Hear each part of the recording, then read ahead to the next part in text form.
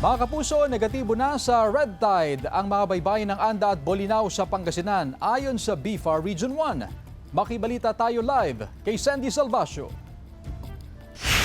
Sandy?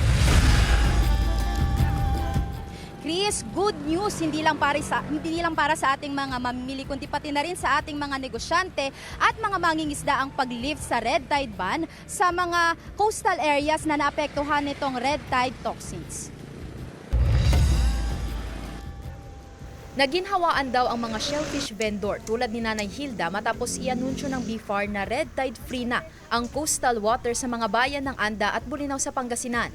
Sa abisong inilabas kagabi ng BFAR, binawi na o lifted na ang red tide ban sa mga baybayin ng Anda at Bolinao.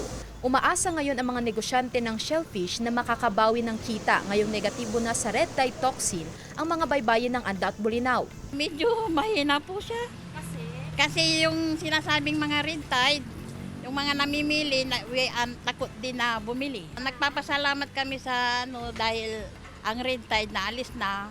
Kaya yung talaba ngayon, mabili na siya. Sa ipinadalang mensahe ng BFAR 1, ang pag-aalis ng red tide advisory sa dalawang bayan ay bunsod ng sunod-sunod na pagsusuri at testing ng ahensya.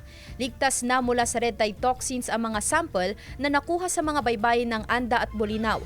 Kaya ligtas ng kainin ang lahat ng uri ng shellfish at alamang dito. Kasabay ng abisong ito, pinapayagan na rin muli ang pag-aani at pagbebenta ng mga shellfish products. Ang ilang may-ari ng karinderya, natuwa rin dahil makakapaghain na rin sila ng mga putahe mula sa shellfish.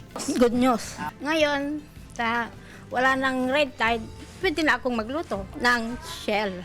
Tiniyak naman ng BFAR na magpapatuloy ang mahigpit na monitoring at pagsusuri sa pakikipagtulungan ng mga lokal na pamahalaan upang masiguro ang kaligtasan ng publiko at mapanatili ang kalidad ng mga produktong dagat sa lalawigan. Chris, ayon sa BFAR ay patuloy pa rin ang kanilang mahigpit na monitoring sa mga katubigan ng Anda at Bolinao. Gayon din sa ilan pang aquaculture production areas dito sa Pangasinan, katulad na lamang ng Bani, Alaminos at Infanta. Chris? Maraming salamat, Sandy Salvacio.